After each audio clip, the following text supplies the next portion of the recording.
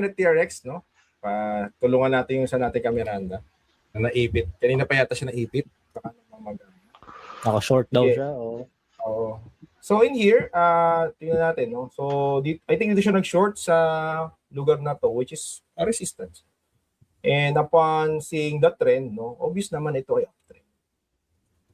Okay? And pwede pa kumabot dito sa, pwede pang bumutas. Actually, tingnan nyo doon, in the 1 hours, bumubutas na nga sa 1 hour. Tumataas na. Bumutas na doon sa kanyang previous resistance na 0.35. Dito na, no?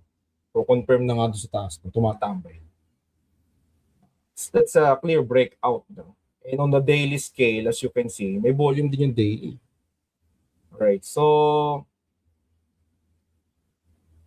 ayan siya. And of course, no, kung ito ay ating, kung saan siya aabot, you can just look on the left, no? Dito siya pwede umabot sa 0.36.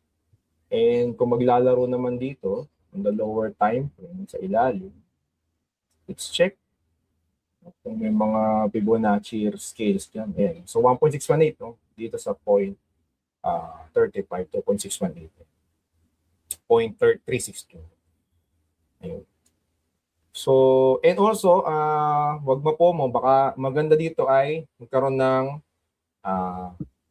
oras, no? Maging oras tong kanyang dating support, no? Para makakuha siya ng bounce.